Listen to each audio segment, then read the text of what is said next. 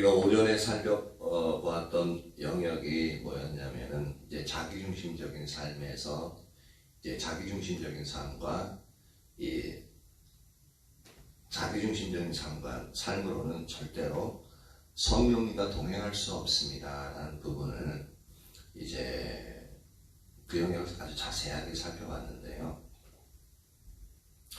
지금은 이제 그 부분을 이어서 이제 하려고 합니다. 그래서 완전히 이 부분을 마치려고 하는데, 그래서 오전에 살펴보았던 자기중심적인 삶과는 절대로 성령님과 동행할 수 없다라는 부분을 잠깐 이제 복습한다고 하면은, 오전에 말씀드렸던 것 같이 이 자기중심적인 삶을 살아감에도 불구하고 이제 성령의 은사는 나타날 수 있다라는 것을 제가 말씀드렸습니다. 그런데 자기중심적인 삶을 살아가면서 성령님과는 동행할 수 없다라고, 또한 그것도 절대로 동행할 수 없음을 말씀을 드렸습니다. 그 이유는 이제 성령님과 동행하는 그 부분과 성령의 은사를 얻는 부분에 있어서 그 과정이 틀리기 때문에 그렇다라고 말씀드렸죠. 성령의 은사는 다른 어떤 것보다도 은사에 대한, 성령에 대한 열망만 있으면 그것이 주어지기 때문에 그렇습니다. 그래서 방언의 은사를 갈망하고 예언의 은사를 갈망하고 신의 은사를 갈망하여서 그렇게 주님 앞에 구하면 그것이 이제 성령을 선물로 하나님께서 부어주셔요. 그래서 대부분은 기도 많이 하고 열망을 가지고 그렇게 성령의 능력을 구한 분들이 그러한 부분들을 받게끔 되어집니다. 그런데 한 가지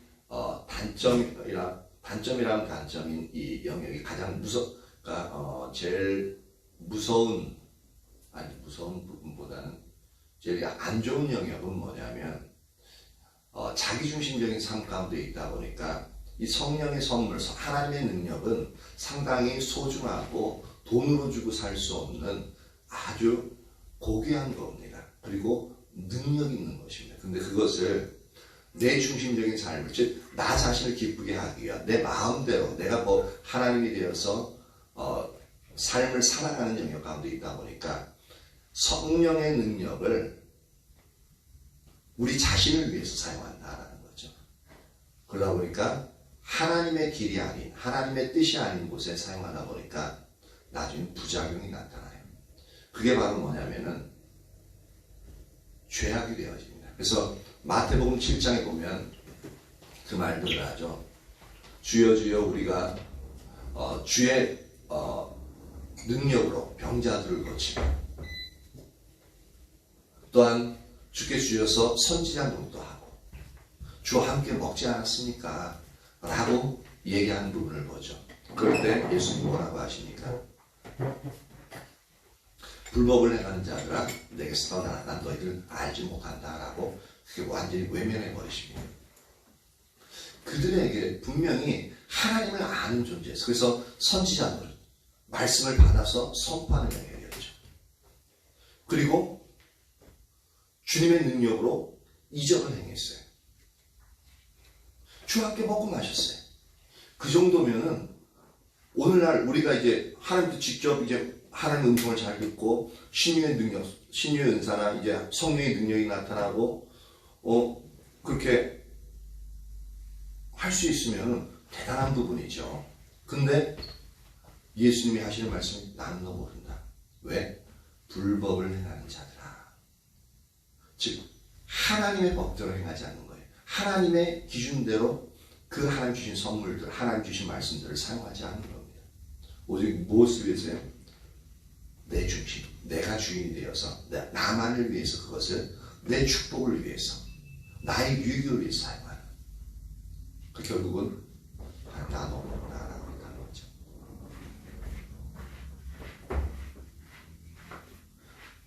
그래서 자기중심적인 삶에도 성령의 은사가 나타날 수 있다. 하지만 근데 자기중심적인 삶에서 성령과 동행은 절대 불가능하다. 왜냐하면 동행이라는 것은 성령과 함께 성령이 인도하시는 대로 걸어가는, 살아가는 거거든요. 근데 자기중심적인 삶은 내 뜻대로 살아가는 거예요.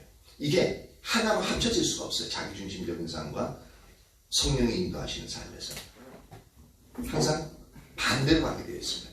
평행을 이루는 것도 아니고 반대로 갑니다. 정반대로. 그러니까 절대로 이 영역이 성령이 동행할 수 없어요. 그러니까 하나님과의 친밀함이 안 되고 그렇게 절대로 성령과 동행함으로 말미암아 나타날 수 있는 성령의 열매들은 그 영역에서 나타나지 않는다라는 거예요. 그래서 갈라디아서 5장 16절에서 25절을 보면서 이제 육체의 열매와 또한 성령의 열매를 살펴보면서 자기중심적인 삶으로 갈 때 육체에 맺는 그 열매와 성령과 동행할 때에 맺혀지는 성령의 열매가 어떠한 것인지 그 영역을 살펴봤죠. 그러면서 우리가 한 가지 더 살펴봤던 것은 로마서 6장 11절에서 13절에 이제 부분을 살펴보면서 한번 그 부분을 한번 찾아봅니다. 로마서 6장 11절에서 13절.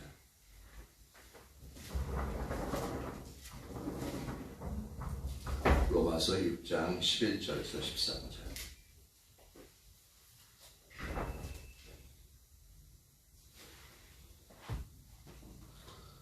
오전에는 이 영역을 읽지 않았는데 한번 이제 지금 다시 본 부분이니까 다시 한번 읽어봅니다. 같이 한번 합독해 할게요. 자, 시작. 이와 같이 너희도 너희 자신을 죄에 대하여는 죽은 자요 그리스도 예수 안에서 하나님께 대하여는 살아있는 자로 여길지어다. 그러므로 너희는 죄가 너희 죽을 몸을 지배하지 못하게 하여 몸의 사욕을 순종하지 말고 또한 너희 지체를 불의의 무기로 죄에게 내주지 말고 오직 너희 자신을 죽은 자 가운데서 다시 살아난 자같이 하나님께 드리며 너희의 지체를 의의 무기로 하나님께 드리라. 이 영역을 살펴봤는데 여기선 이제 로마서 6장 6절에도 이제 살펴본 것이 뭐였냐면 우리가 예수님을 믿을 때 예수님이 십자가에 못 박힌 것처럼 그때 바로 우리 옛사람 죄의 몸을 함께 십자가에 못 박았다, 죽여버렸다라고 얘기하고 있습니다. 그러니까 더 이상 우리는 죄의 종이 아니에요. 그러니까 너희는 더 이상 죄의 종노릇을 하지 말라라고 선언하고 있는 것을 볼 수가 있습니다. 종노릇이라는 것은 실제로는 종이 아닌데 종처럼 살아가는 것을 말하고 있습니다. 그래서 이 종노릇이라는 말의 뒷면에는 그 배후에는 뭐가 깔려있냐면 너희는 하나님의 자녀다라는, 그렇기 때문에 죄에게 져서 몸의 사욕, 그러니까 육체의 죄의 본성의 그 유혹에 이끌려서 그것을 순종함으로 말미암아 너희는 죄의 지배 안에 있지 말아라. 죄의 지배 안에 있게 되면 종노릇하는 거다. 근데 너희 신분은 하나님의 자녀다 라는 것을 우리가 살펴보았죠. 그러면서 이 로마서 6장 11절 13절을 보면서 11절에 너희는 죄에 대해서 죽은 자고 하나님께는 살아있는 자다. 그러니까 그렇게 여길지어다. 즉 진리가 그렇게 선포하고 있기 때문에 너희는 그것을 진리를 받아들이고 진리에 동의하고 너희는 진리를 그렇게 스스로 선포하는 영역들이 필요하다라고 얘기했습니다. 그런데 우리가 실제 삶에서는 죄에 대해서 죽었으면 우리가 죄를 영향력을 안 받아야 되는데 이 죄의 유혹에 대해서 영향력을 안 받기는커녕 날이 가면 갈수록 어떤 때는 더 생생하게 죄의 유혹에 그냥 막 넘어가게끔 되죠. 그러니까 죄에 대해서 살아있어요. 오히려 하나님께 대하여 하나님이 인도하심에도 불구하고 하나님 말씀하심에도 불구하고 우리 거기에 반응하지 않아. 즉 하나님께 대해서는 죽어있는 우리 자신의 모습을 너무 많이 발견한다고 우리가 살펴봤습니다. 그럼 왜 그러냐? 성경은 죄에 대해서 죽었고 하나님께 대해 살아있다고 얘기하는데 왜 우리는 우리의 실제 삶에서는 죄에 대해서 살아있고 하나님께 대해서 죽어있는 이 현상을 우리가 지속적으로 왜 경험하냐라는 거죠. 성경이 그럼 잘못 이야기하고 있느냐? 아니요. 성경은 진리이기 때문에 1.1에게도 이 부분이 틀려지면 우리가 하나님을 실제로 믿을 근거는 없어집니다. 안 믿어도 돼요. 성경에서 조금이라도 하나님이 거짓이 된 부분을 발견한다면 그분은 우리가 믿을 필요가 없습니다. 거짓말을 한 마디를 하든 두 마디를 하든 100마디를 하든 거짓말을 한 횟수의 차이일 뿐이지 거짓말쟁이라는 건 똑같거든요.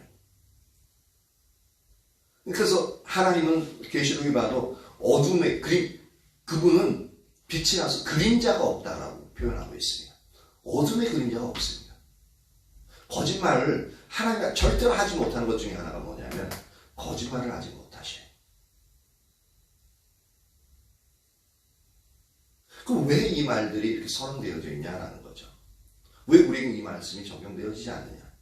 그 힌트가 뭐였냐면 11절에는 그리스도 예수 안에서 요 영역이 우리가 안 되기 때문에 그렇다라고 말씀드렸습니다. 그럼 그리스도 예수 안에서라는 뜻이 무엇인가가 중요한데 그리스도 예수 안에 있다는 것은 예수님의 통치 안에 우리가 있다는 겁니다. 다른 말로 말하면 예수님이 말씀하시되 우리가 그 말씀에 순종하는 삶을 살아갈 때만이 우리는 성경이 이미 하나님이 이루어놓으신 죄에 대해서 죽은 자요 하나님께서 대해서는 살아있는 자로서 현재 드러날 수 있는 조건이 뭐냐면 우리가 그리스도 예수 안에 있어야 가능하다는 겁니다. 예수님의 통치 가운데 있어야 가능하다.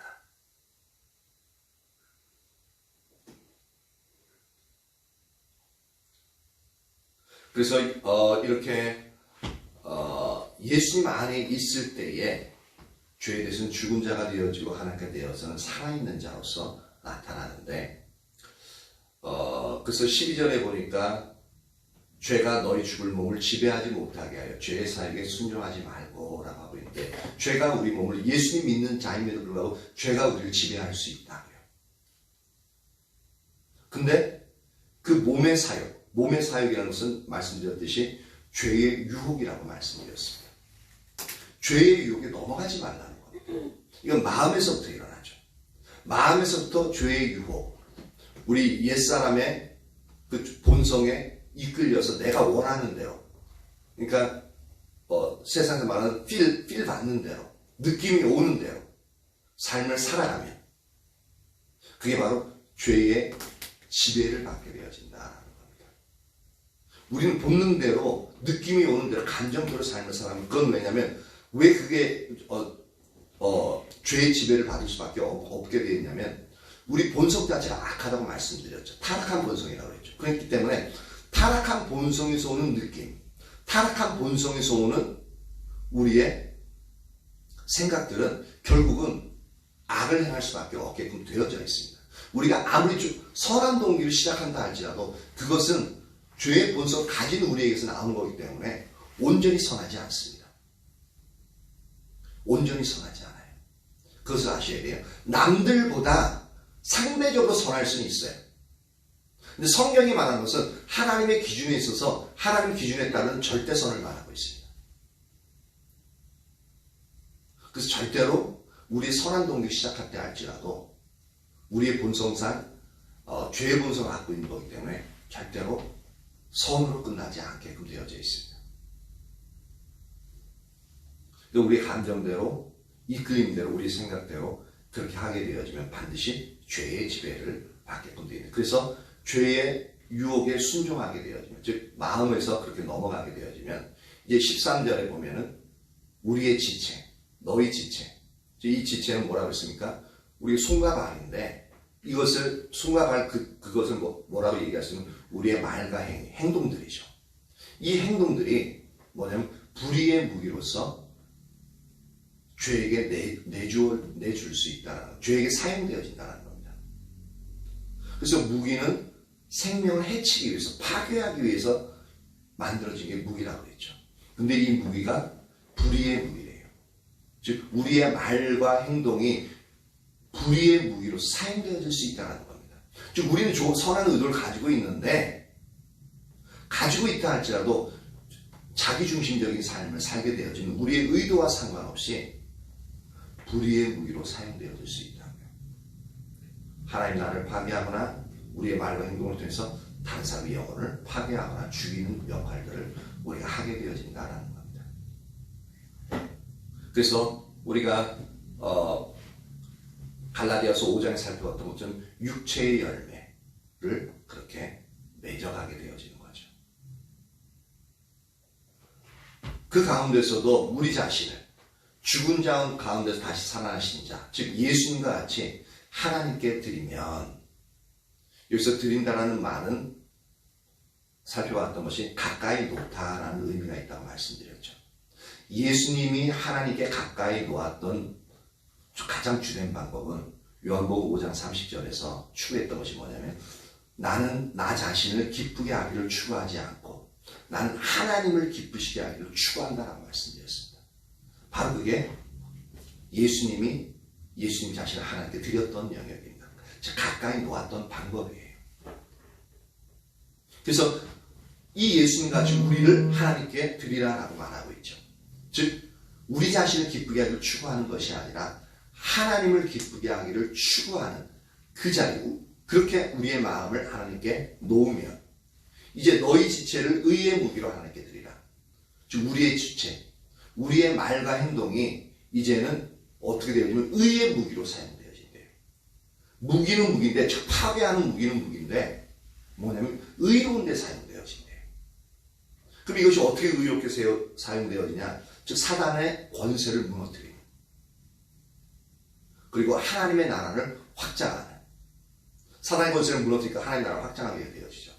그리고 이 의의 무기는 다른 사람을 살린다는 겁니다. 왜냐하면 사단에게 매여있는 자들을, 그 사단의 권세를 깨뜨리고 그들 구원해내는 놀라운 의의 무기로 사용되어진다는 거죠. 이렇게 우리가 자기중심적인 삶을 살아가느냐, 아니면 성령과 함께 동행하며 하나님 중심적인 삶을 살아가는 데서 우리의 말과 행동이 불의의 무기로 사용되어질 수 있느냐, 의의 무기로 사용되어질 수 있느냐, 그게 판단을 한다.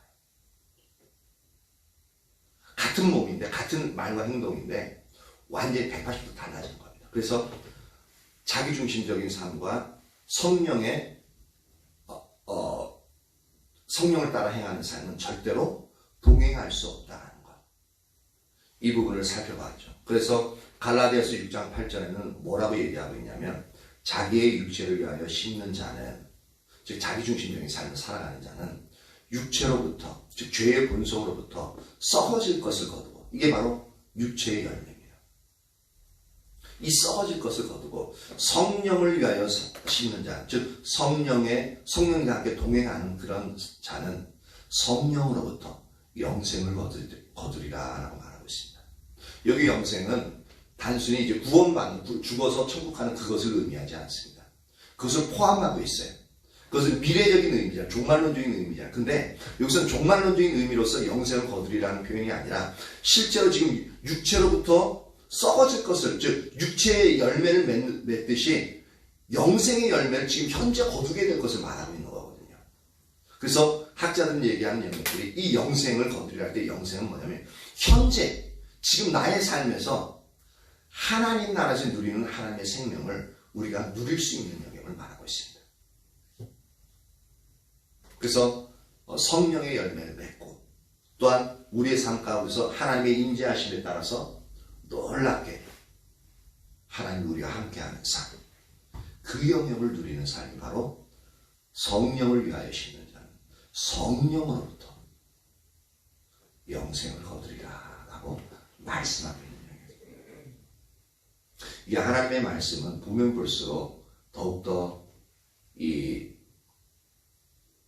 참 뭐라고 표현이 되죠? 놀라운 부분이 뭐냐면, 우리는 그냥 종교, 우리의 마음을 편하게 하기 위해서, 우리의 복을 위해서 믿는다라고 하는데, 하나님의 말씀을 이제 하나씩 보면서 깨닫게 되어지는 영역들은 뭐냐면, 엄청나게 자연 법칙과 같이 영적인 질서가 너무나도 분명하다는 겁니다. 영적인 법칙이 있어요. 무작위로 오는 게 아닙니다. A가 실행되면 반드시 그 결과로 B가 나타난다는 게, 자연 법칙에는 원인이 있고 결과가 있잖아요. 영적인 법칙에도요, 원인이 있으면 결과가 반드시 있습니다. 근데 그것을 우리가 깨닫지 못할 뿐이에요. 과학적으로 실제로 우리 눈으로 보이는 것을 입증할 수 없어서 그렇지, 성경에 보면은 그 원인과 결과가, 그 과정이 명확하게 기술되어져 있어요. 그래서 우리가 영적인 분별력이 필요합니다. 이게 5종까지 살펴봤던 영역인데, 그러면은 7번 자기중심적인 삶과 하나님의 심판에 대해서 살펴보려고 합니다. 이렇게 우리가 자기중심적인 삶을 지속적으로 살아가는데, 즉 자기중심적인 삶은 한마디로 말해서 내가 나 자신을 기쁘게 하기를 추구하는 삶입니다. 내가 나의 하나님이 되어서 내가 원하는 대로 삶을 살아가는 거예요. 그러니까 다른 사람이 얘기해도 안 듣죠. 머리가 좋은 사람이든 나쁜 사람이든 상관없어요. 근데 오히려 지식이 많은 사람일수록, 내가 좀 다른 사람보다 낫다고 생각하는 사람일수록 더 안 들어요. 더 교만해지는 거죠. 그래서 우리에게 있어서 항상 배우고자 하는 자세. 내가 아는 지식은요, 일부분에서 그거에서 조금 다른 사람보다 많이 할 수는 있습니다. 근데요, 우리가 아는 지식보다 우리가 모르는 지식이 수천 배, 수만 배 더 많습니다. 영적인 지식은 말할 것도 없습니다.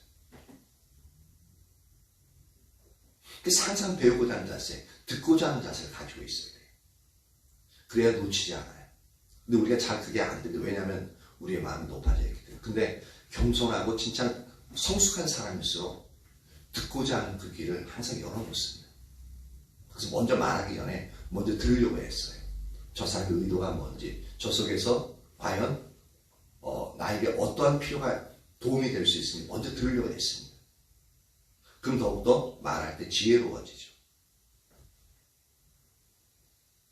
자기중심적인 삶은 타락한 삶이에요. 분명히 드시면 자기중심적인 타락한 삶입니다. 자기중심적인 삶은 불신의 삶이에요. 하나님을 믿지 않는 삶입니다. 그래서 마태복음 7장에서 주여 주여 라고 하지만 다 주여 주여 부르는 자가 다 내게로 나올 게 아니다. 하나님 뜻대로 사는 자라야 내게 나올 것이다 라고 말씀하신 이유 거기 있습니다. 자기중심적인 삶은 타락한 본성을 따르는 삶입니다. 그리고 자기중심적인 삶은 세상의 풍족, 즉 세상의 가치관을 따르는 삶이에요.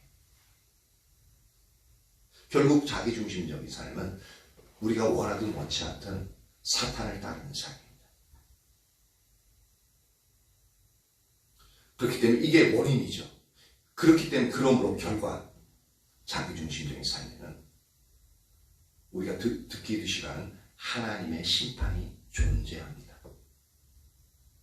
사회에서도 내 마음대로, 내가 왕이 돼서 마음대로 내가 하고 싶은 대로 하면은 반드시 그 영역에서 대가를 지불하게 되어 있습니다. 그렇죠? 마찬가지로 자기중심적인 삶은 영적으로도 뭐냐면 그 결과가 하나님의 심판이 반드시 존재합니다. 설마 하나님이 나를 사랑하시고 사랑이 풍성한 분이시고 긍휼이 풍성한 분인데 그런 분이 나에게 심판을,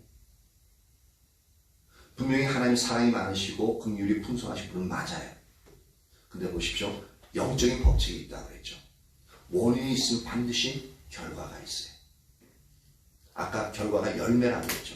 어떤 사람은 동일한 우리의 육체로 뭐냐면 육체의 열매만 맺히기도 하고 동일하게 성령의 열매만 맺히기도 한다고 했죠.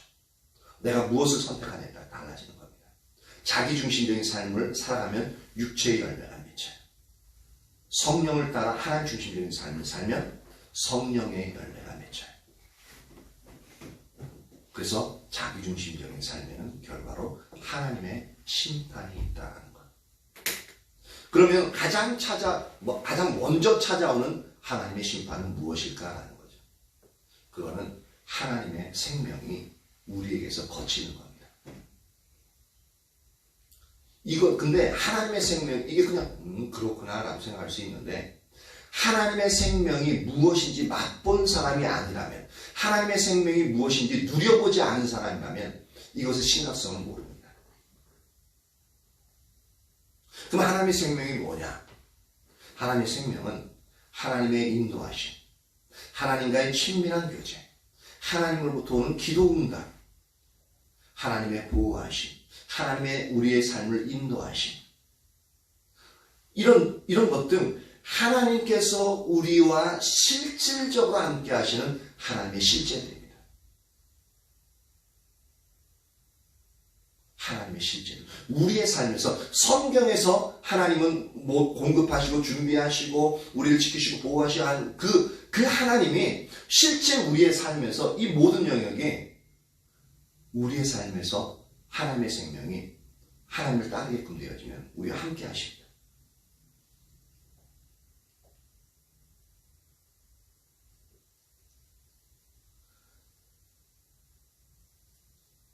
이게 여러분에게 선명히 비춰졌으면 참 좋겠습니다.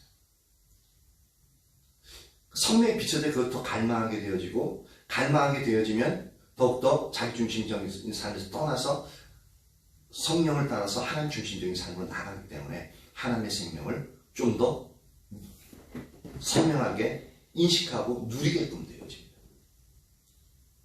그리고 이게 얼마나 소중한 건지, 얼마나 좋은 건지 알게 되어집니다. 그리고 이 하나님의 생명이 거치게 되어지면 우리 속에서 저는 가장 먼저 일어나는 게 제 10년 가운데서 하나님의 임재가 거치다 보면 제 마음속에서 기쁨이 사라져버려요. 기쁨이 사라져요. 그래서 저도 근데 그건 잘 몰라요. 근데 좀 더 지나가다 보면 알 수 있는 게 뭐냐면 저희 아이들이나 제 아내로부터 아빠 왜 이렇게 요새 짜증을 많이 내? 당신 짜증 많이 들었는데? 그러면 그때서야 인식을 해요. 이제 내게 하나님의 은혜가 거쳤구나.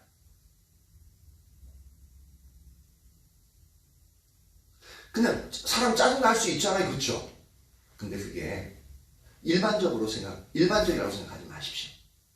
우리에게 하나님의 생명, 즉 하나님의 생명 중에 하나가 하나님 주신 기쁨과 평안인데, 그것이 우리에게 있으면요, 많은 상황에서 짜증나는 상황이 있고 힘든 상황이 있어도요, 그게요 그냥 잘 넘어갈 수 있어요. 짜증 안 내고요 웃을 수 있어요. 다른 때는 말 한마디 우리 심령이 막 뒤집히고 막 요동치는데, 그 하나님의 은혜가 있으면요, 평안이 있으면요 절대 뒤집히지 않습니다. 다른 사람의 입장을 한 번 더 생각해 볼 수 있게 되어지고, 그리고 그 사람이 그렇게 말하는 영적인 상태를 먼저 보고 상대방을 불쌍히 여길 수 있게 되어집니다. 포용할 수 있게끔 되어집니다. 아까 성령의 열매 중에 하나 자비가 있다고 했죠. 온유함이 있다고 했죠. 아까 그 온유함의 뜻이 뭐라 그랬습니까? 상대방의 윤리적인 행동에 대한 관용이라고 얘기했습니다. 포용할 수, 받아들일 수 있게끔 돼요. 그러면 짜증이 안 나죠. 오히려 위로해 줄 수 있죠. 아유, 그랬어. 힘들었겠다. 왜 마음이 이렇게 날카로워져 있어? 그래서 원인을 알고 그 사람에 대해서 그 얘기를 들어주고 위로해 줄 수 있어요. 그게 우리 마음이 주님의 성령으로 평안하지 않고 기쁘지 않으면 절대 그 일들을 할 수 없습니다. 나도 마음이 날카로워져 있어. 그럼 상대방이 날카롭게 날 찔러. 그럼 충돌하게 돼 있습니다. 서로 날카로운 거 가지고 서로 공격합니다. 서로 상처 주고 상처 입힙니다. 이 하나님의 생명이 거쳐 있을 때 이런 일들이 일어납니다. 그러니까 세상 사람들은 어떻습니까? 옳다는 거 하나 그 근거를 가지고 상대방이 상처에 있든 상관없어요. 오르니까, 내가 너보다 오르니까 너는 잘못한 이 영역에서 너 고쳐하면서 바바바바 공격하죠. 그러니까 싸우고 상처 입고 상처받고 그 사람과 관계 단절. 부부간의 관계는 어떻게 됩니까? 나중에 가다 보면 성격이 안 맞아 하면서 서로 갈라져. 감정이 상하니까. 그렇게 되어지는 거죠. 이 하나님 주신 평안, 기쁨 하나만 해도 이렇게 우리 실제적인 삶에서 엄청나게 우리의 삶과 필수적으로 관여하고 있습니다. 근데 우리가 그걸 몰라서 그래요.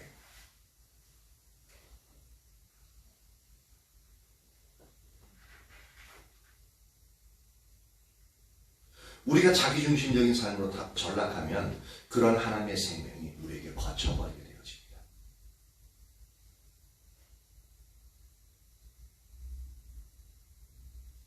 다시 한번 말씀드리지만 하나님의 생명을 누려보지 못한 자들은 이 영역을 얘기해도 별로 그런가 보다라고 하고 별로 심각성을 몰라요. 근데 아주 심각해지는 겁니다.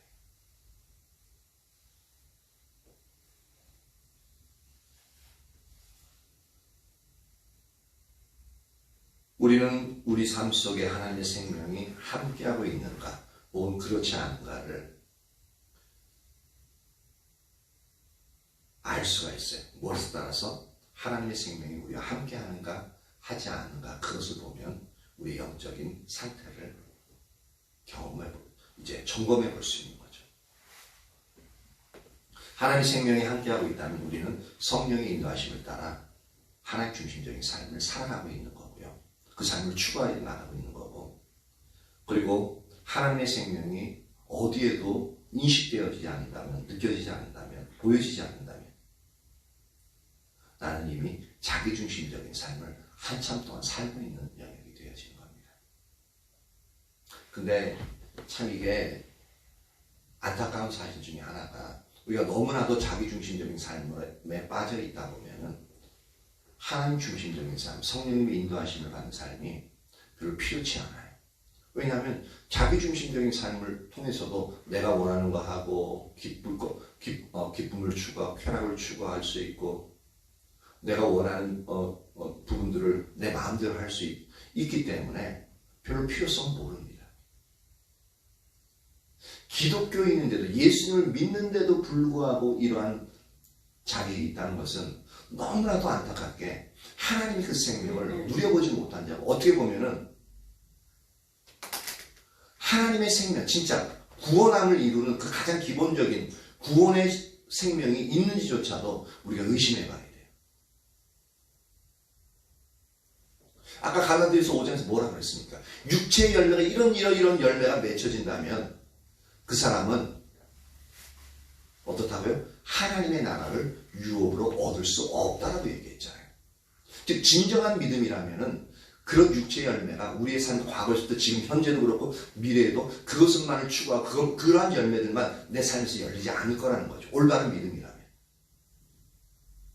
그러니까 믿음 자체가 올바르지 않기 때문에 이러한 열매가 맺히는 거고 육체의 열매가 맺히는 거고, 그것을 맺히는 것을 내 삶에는 오직 육체의 열매만 열리는 것을 보니까 하나님의 나라, 그런 열매 가지고는 하나님의 나라를 유업으로 얻을 수 없다고 선언하고 있습니다. 그러니까 진짜 내가 올바른 믿음을 가지고 있느냐, 가지고 있지 않느냐, 내 삶 속에서 성령의 열매가 맺히고 있는가, 아니면 육체의 열매가 맺히고 있는가, 그것을 우리가 살펴봐야 한다는 겁니다.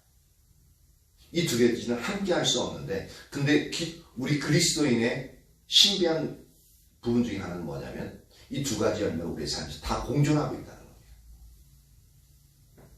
그나마도 예수 그리스도의 생명이 있는 사람은 이것이 공존하고 이것이 이제 육체의 열매가 내게도 있고 내가 하나님을 사모하기 때문에 성령의 열매는 내가 있다는 것을 인식하고 더욱더 이제 육체의 열매를 이제 안 맺기 위해서 하나님께 은혜를 구하는 그러한 자리에 있게끔 되어지는 거죠.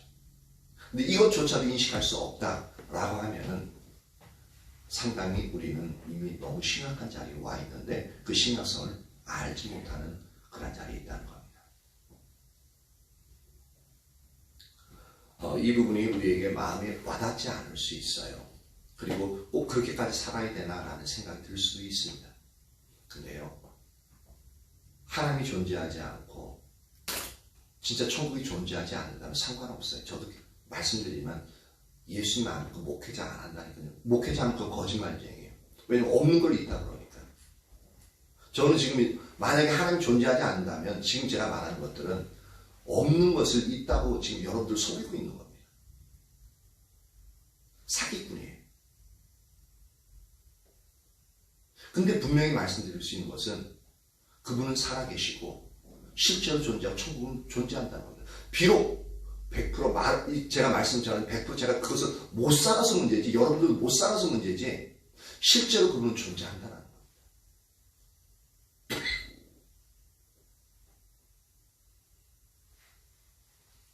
그래서 우리 가운데 하나님의 생명이 거쳐 있는데도 우리가 하나님께로 돌이키지 않고, 잘 들으십시오. 지속적으로 자기중심적인 타락한 삶을 살아가게 된다면, 지속적으로 그렇게 되면 그 결과로 악한 자의 지배를 받게끔 되어집니다.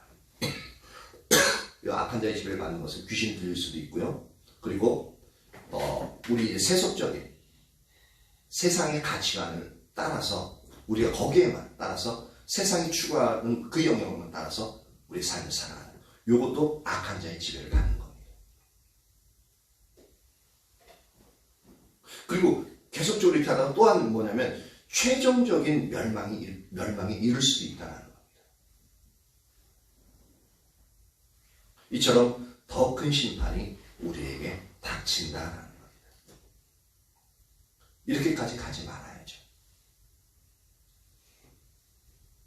근데 우리가 이 하나님의 생명이 거쳐 있음에도 불구하고 우리가 가장 착각하기 쉬운 영역 중에 하나를 말씀드린 뭐냐면, 세상적으로 잘 되는 것이 반드시 하나님의 생명은 아니라는, 요거 하나 오늘 이 시간 잊어버리지 마시고, 세상적으로 잘 되는 것이 반드시 하나님의 생명은 아니다. 우리 예수님 믿는 사람은 세상적으로 잘 되길 원합니다. 물론 그럼 예수 믿는 사람 세상적으로 잘 돼서는 안 되냐? 아니요, 잘 돼야 됩니다. 돈도 많이 벌고요, 높은 권력도 갖고요, 높은 학식도 갖고 세상을 지배할 수 있는 그러한 영향력 있는 사람이 되어질 부분이 반드시 필요합니다. 그런데 우리가 착각하는 게 하나 있어요. 하나님의 생명이 철저하게 고갈되어진 채 이미 하나님의 심판 가운데 있음에도 불구하고 우리는 그 사실을 전혀 모를 뿐 아니라 오히려 정반대로 자기들은 하나님의 큰 축복을 받고 있다라고 그렇게 잘못 생각하는 사람들이 있다는 겁니다. 그게 어떤 부류냐면, 그 주된 이유 중에 하나는 세상에서 잘 되는 것이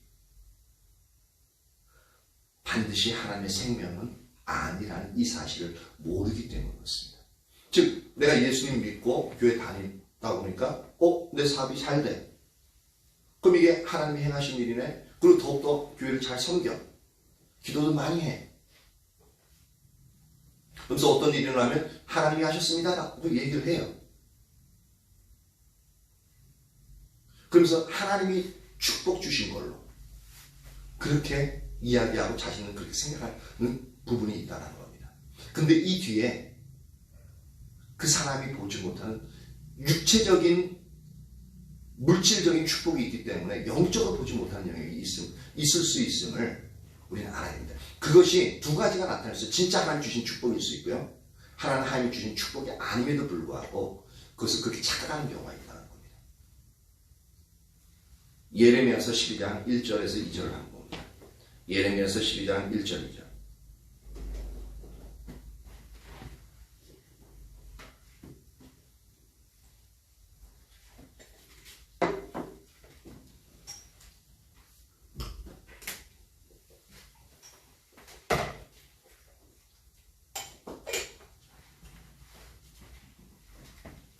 여호와여, 내가 주와 변론할 때에는 주께서 의로우시니이다. 젊은 예레미야가 하나님 앞에 답답한 마음을 갖고 있는 거예요. 변론한다는 것을 따져본다는 거예요. 옳고 그른 것을. 근데 하나님과 자기가 하나님께 따지려고 하다 보니까 내가 주와 변론할 때에는 주께서 의로우시니이다. 그러니까 하나님 틀린 게 없는 거예요. 그걸 아는데도 너무 답답해. 너무 따져보고 싶어. 그러나 내가 주께 질문하옵나니 한번 따져보겠다는 거예요. 왜? 너무 답답해. 이해할 수가 없어. 그게 이해할 수 없는 게 뭐냐면 악한 자의 길이 왜 형통하냐는 겁니다. 반역한 자가 왜 다 평안하냐는 겁니다. 원래대로 하자면 지금 이 세상을 보십시오. 악한 자는 형통해서는 안 되죠. 불통해야 되죠. 그렇죠. 그리고 반역한 자가 평안하면 안 되고 근심과 염려 가운데 있어야 돼요. 근데 보십시오. 이 나라 이민족에 있어서도 악한 자가 어떻습니까? 오히려 돈을 많이 갖고 오히려 형통해요. 반역한 자가 어떻게 돼요? 더 평안하게 잘 살아가. 근심 걱정이 없는 것 같아. 그래서 우리는 그거 보면서 어떻게 합니까? 세상이 말세다 말세야. 저런 놈은 죽지도 않고 오래 살고 돈도 많고 막 그렇게 말하는 사람들 많잖아요. 여러분들도 아마 그런 생각도 해보셨을 겁니다. 지금 예레미야가 그 생각 가운데 있는 거예요. 너무 힘든 거예요. 도대체 이해가 안 가는 거예요. 하면 무슨 까닭입니까? 하나님 반문하고 있습니다. 2절 보니까 주께서 그들을 심으심으로 그들이 뿌리가 박히고 장성하여 열매가 맺고, 즉 하나님의 자녀라는 거예요. 이들은 하나님의 자녀라는 겁니다. 주께서 심으셨고, 그러니까 뿌리가 박히고 장성해서 열매를 맺었는데 그들의 입은 주께 가까워. 즉 몸 하나님이 하셨습니다. 하나님께 영광 돌립니다. 주님을 사랑합니다. 그러면서 입술은 주님께 가까워요. 근데 마음은 주님께서 멀어요. 주께서 먼다는 것은 뭡니까? 오직 나만을 위해, 자신만을 위해 살아가는 겁니다. 앞으로 예배는 그렇게 드리는데 내 중심에는 어떤 거냐면, 예배를 드리며 말미암아, 기도함으로 말미암아 내가 원하는 것을 이루길 원하는 그 마음을 가지고 예배를 드린다는 거예요. 그 마음을 가지고 기도한다는 겁니다. 금식하는 거예요. 그러니까 도저히 예레미야는 이해하지 못하겠다는 겁니다. 그래서 하나님은 불평하고 있는 거예요, 지금 이거.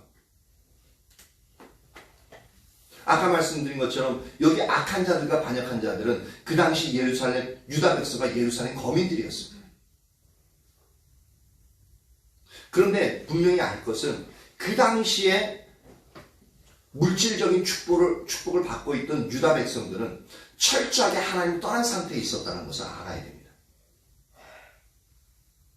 예레미야서 2장 13절에 이렇게 얘기하고 있습니다.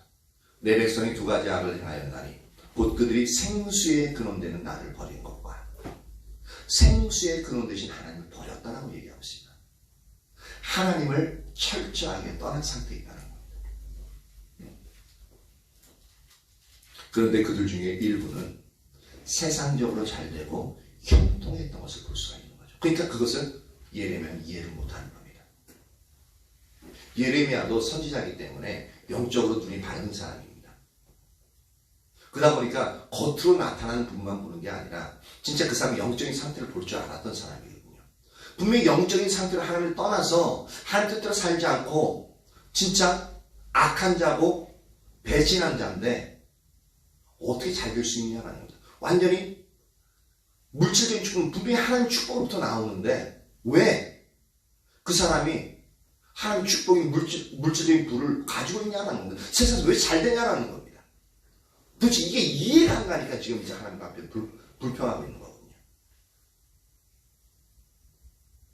하나님을 떠났는데도 불구하고 왜 잘 되냐는 거죠.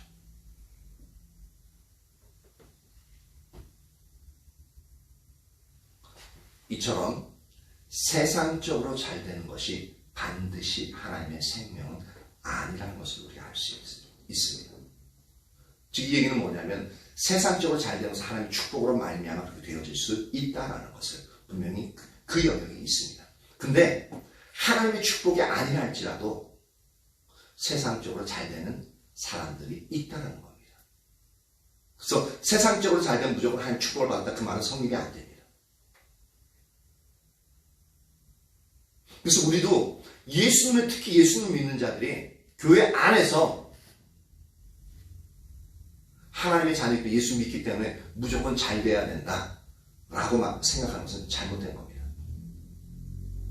어떻게 잘 되냐면 여기서 말하는 것처럼 생수의 근원 되신 하나님을 버리지 않는 상태에서 잘 되는 그게 축복입니다. 근데 생수의 근원 되신 하나님께 떠나 있는 상태에서 잘 되고 유명하고 축복을 받고 있다. 그것은 다시 하나님께 돌이킬 수 있는 근거가 돌이킬 수 없는 자리까지는 오히려 오는 저주에 속한 겁니다. 왜냐하면 마음이 높아지기 때문에 나는 그것만으로도 모든 사람, 내가 원하는 사람을 살아갈 수 있기 때문에 하나님이라는 존재를, 예수님이라는 존재를, 필요성을 느끼지 못하는 겁니다. 그냥 하자면 이제 일반적으로 생각하듯이 천국에 대한 이제 티켓을 끊어놓기 위해서 그냥 예배 드리고 의무적으로, 의식적으로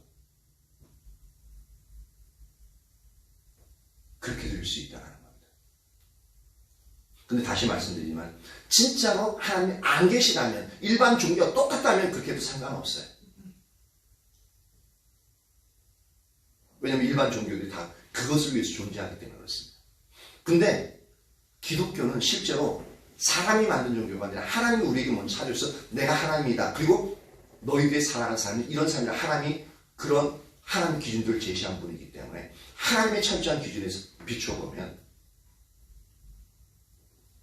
우리가 그 삶을 살 때는 철저하게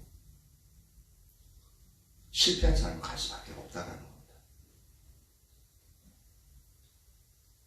지금 이제 상당히 분위기가 무거운데 이렇게 얘기하는 것은 뭐냐면, 그러면 잘못되라고 얘기하는 게 아니라 이러한 심각한 상황에 있으니까 제발 가장 선한 쪽으로 우리가 돌이키라는 얘기입니다.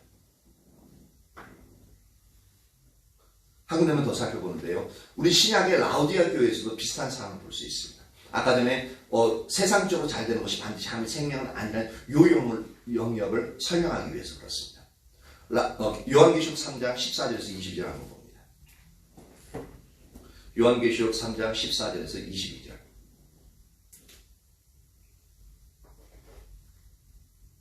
(3장 14절에서 22절) 라우디게아 교회 사자에게 편지하라. 아멘이시오 충성되고 참된 증인이시오 하나님의 창조의 근본이신 이가 이르시되 내가 내 행위를 아노니 내가 차지도 아니하고 뜨겁지도 아니하도다. 내가 차든지 뜨겁든지 하기를 원하노라. 내가 이같이 미지근하여 뜨겁지도 아니하고 차지도 아니하니 내 입에서 너를 토하여 내버리리라. 여기서 17절 보면은 이제 라우디게아 교회가 이제 우리가 말하는 흔히 잘되는 축복받는 교회였음을 우리가 볼 수 있습니다. 보십시오. 17절 같이 한번 읽어봅니다. 시작. 내가 말하기를 나는 부자라 부여하여 부족한 것이 없다. 여기까지만. 라우디게아 성도들 자체가 얘기하는 거예요. 나는 부자다. 부여하여 부족한 것이 없다. 그러니까 너무너무 좋은 거예요. 이들은 예수님 믿고 나서 축복받았다고 생각하는 겁니다. 그런데 하나님께로부터 이 축복이 하나님께로부터 온 거면은 그 다음 구절에서 얘기하고 있는 이런 영역의 것들이 일어나지 말아야 합니다. 왜냐하면 하나님의 축복과 저주는 같이 일어나지 않기 때문에 그렇습니다. 그 다음 부분을 한번 살펴봅니다. 내 곤고한 것과 가련한 것과 가난한 것과 눈먼 것과 벌거벗은 것을 알지 못하는도다. 이게 뭐냐면 육체적으로는 부유하고 부족할 부족함이 없어요. 근데 영적으로 어떠냐면 공고한 상태고 가련한 상태고 가난한 상태고 눈먼 상태고 벌거벗은 상태라는 겁니다. 하나님이 우리에게 축복을 주실 때는 영적으로도 이렇게 병들게 하는 게 아니라 뭐냐면 축복 주실 때는 하나님 축복은 우리의 영적인 것도 부요하고 하나님 앞에 놀라운 축복을 영적으로 주십니다. 그래서 요한 1서에 보면, 요한 3서인가요? 보면은, 항상 조용기 목사님이 이제 강조했던 3중 축복인가 5중 축복인가 있잖아요. 영혼이 잘된 같이. 내가 범사에 잘되고, 강건하기를 내가 축복하노라. 그 앞에 가장 중요한 게 뭐냐면, 영혼이 잘된 같이. 영혼이 잘 돼야 강건하고 범사에 잘 되는 거예요. 그러니까 뭐냐면, 우리가 영적으로 하나님을 풍성하면은 우리의 물질적인 풍요가 건강이 우리에게 주어질 수 있다는 겁니다. 하나님의 생명으로서. 근데 육체적인 물질적인 축복은 있는데도 영적으로 이 상태에 있다는 것은 이것은 하나님께로 온 것이 아니라는 것을 우리가 분명히 알아야 된다는 겁니다. 그러니까 무조건 자녀가 잘 되기를 바랄 게 아니라, 그러니까 세상에서 이름을 내고 부유하고 그래도 예수 믿는 사람이 잘 살아야지 라고 얘기할 게 아니라 잘 살게 되는 과정의 가장 중심에 영적으로 얼마나 하나님 앞에 잘 서고 있는가, 그것을 먼저 가르쳐야 되고 그것을 먼저 자녀에게 주입을 시키고 그 자리에 있도록 해야 한다는 겁니다. 이것이 되어야 축복이 되든 높은 명예를 갖든 이게 진짜 축복이 되지. 이것은 전혀 되지 않는데 물질적으로 축복되는 높은 명예를 얻게끔 되면 오히려 하나님을 이렇게 돌아오지 못한, 돌아올 수 없는 강을 건너게 되어집니다. 형식적으로 종교적인 삶을 살 수는 있어요. 근데 그것이 구원을 보장해 주지 못합니다. 모태신앙이라고요? 아니요. 그건 하나님 앞에서는 모태신앙에는 기준이 없습니다. 오직 예수를 믿음으로 말미암아, 예수를 믿으면 그 말씀대로 순종하는 삶을 살아야 되어져 있습니다. 믿으면서 순종하지 않는 것은 믿는 게 아니에요. 분명히 기억하십시오. 믿으면서 순종하지 않는 것은 그게 믿는 게 아니라고요.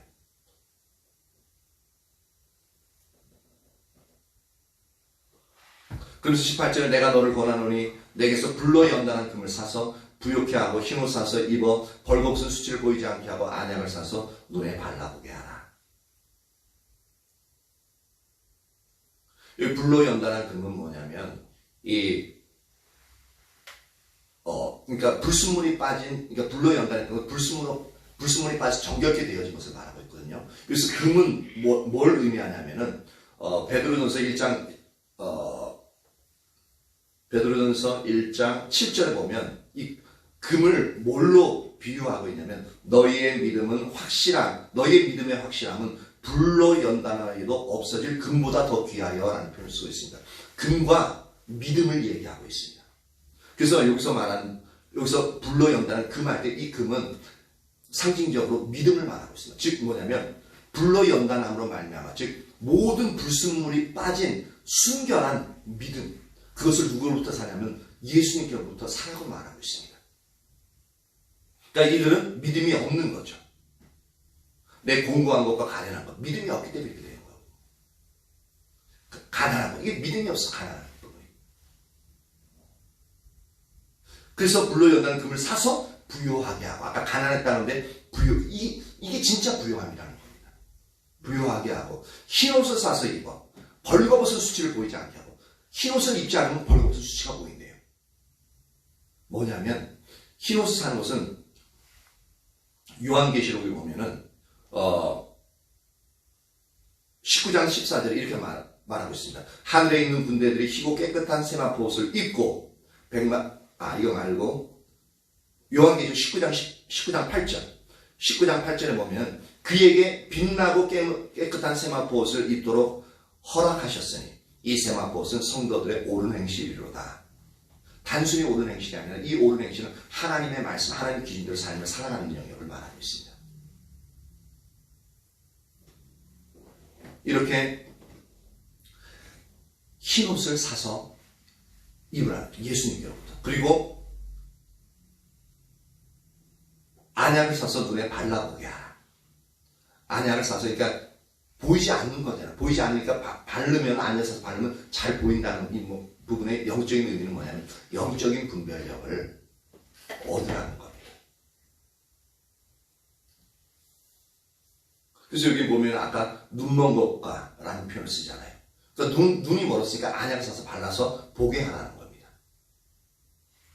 그러면 우리가 여기서 의문점을 가져야 돼요. 어떻게 하면 예수님께로부터 불로 연단한 금을 살 수 있고, 어떻게 하면 흰옷을 살 수 있고, 어떻게 하면 안약을 사서 발라볼 수 있겠느냐는 겁니다. 방법이 뭐냐는 거죠. 방법이 모르면 아무 얘기해도 우리가 살 수 없게끔 되어지는 거죠. 근데 20절에 예수님이 말씀하고 있습니다. 볼지어다 내가 문 밖에 서서 두드리노니 누구든지 내 음성을 듣고 문을 열면 내가 그에게로 들어가 그와 더불어 먹고 그는 나와 더불어 먹으리라. 요게 방법입니다. 예수님께로부터 불로 연단한 금을 살 수 있고 흰옷을 살 수 있고 안약을 살 수 있는 방법은 요 방법이라는 겁니다. 예수님이 지금 우리의 문 밖에 서서 기다리고 계셔요. 우리가 자기중심적인 삶을 살아간다는 것은 예수님이 우리에게서 떠나 있는 하나님의 임재가 거쳐져 있는 거예요. 그래서 마음의 문 열어달라고 똑똑똑 계속 두드리고 있습니다. 그때 그 음성을 듣고 어떻게 하냐면 예수님의 음성을 듣고 문을 열어요. 근데 예수님의 음성을 들으려면 우리가 이 음성을 듣는 건 개인적인 친밀함이 있을 때만 가능합니다. 그렇죠? 만나야만 가능해요. 상대방을 만나야 그 음성을 들을 수 있잖아요. 그렇죠? 마찬가지로 하나님과의 친밀함을 평상시에 추구해야만 그 음성을 들을 수 있어요. 하나님과의 친밀함 가운데 그 음성을 듣는 겁니다. 그래서 하나님의 친밀함 가운데 주님의 음성을 듣고 문을 여는 것은 주님이 열어달라 그러잖아요. 그러니까 그 말씀에 순종하는 거죠. 하나님과의 친밀한 교제 가운데 하나님의 음성을 듣고 거기에 우리의 온 삶으로 동참하는 바로 요것입니다. 요것이 되어지면 어떻게 되냐면 내가 그에게로 들어가 예수님 우리에게 들어오시고 하나님 임재하시고 그와 더불어 먹고 하나님의 친밀한 교제를 더욱더 풍성하게 누리는 거예요. 그러면서 어떻게 해요? 그는 나와 더불어 먹으리라. 예수님과 함께해서 우리의 삶을 풍성하고 우리의 삶 속에서 역사하시면 어떻게 되어집니까? 우리 속에 하나님의 생명이 자연스럽게 예수님이 나와 함께 하시니까 생명이 나와 함께해요.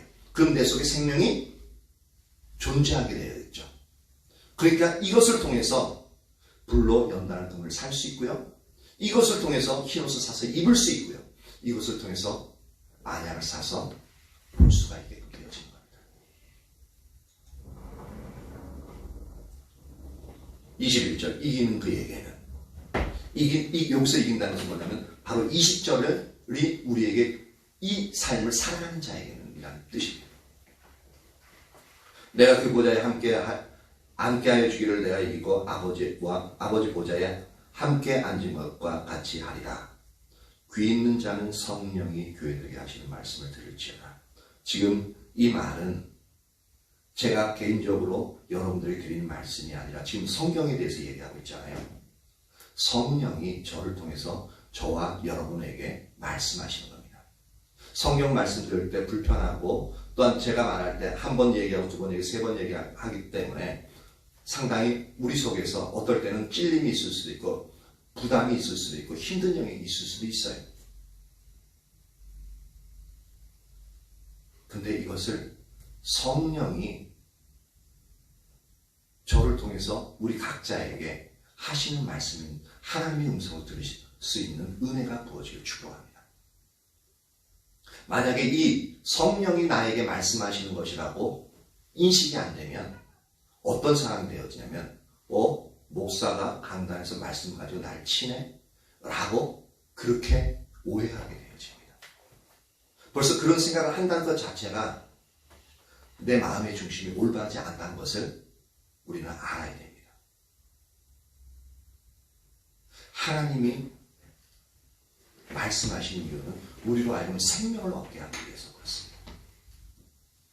그리고 제가 말하는 부분들이 성경에서 벗어난다면은 여러분들이 그 말을 그렇게 생각하셔도 상관없어요. 근데 성경이 그렇게 얘기하고 성경의 문맥이 그렇게 얘기하고 있다면 저를 통해서 말씀은 선포되어지지만 결코 제 개인적인 감정에 의해서 말씀드리는 영역이 아니라 저를 통해서 하나님이 저와 여러분 모두에게 이 시간 선포하고 있는 것임을 분명히 인식하시기 바랍니다. 그래서 우리가 이 말씀들을 무겁게 받아들일 줄 알아야 됩니다. 저와 여러분 모두가 이 영역이 그렇게 올바르게 인식되어져서 진짜 하나님이 예배해 놓으신 하나님의 생명, 이미 하나님의 생명은요 우리에게 예비되어져 있습니다. 하나님의 영생, 아까 영생은 현재 하나님의 나라에서 일어나는 하나님의 생명들을 누리는 거라고 그랬잖아요. 영생을 누리는 게 이미 우리에게 예비되어 있어요. 이미 우리에게 가까이 와 있어요. 근데 그것을 누리지 못하는 것은 뭐냐면 자기중심적인 삶을 살 때 그것을 누리지 못하게끔 되어지고요. 성령의 인도하심을 따라 하나님 중심적인 삶을 살 때는 이 영생의 풍성한 삶을 우리가 누릴 수 있게끔 되어집니다. 저와 여러분 모두에게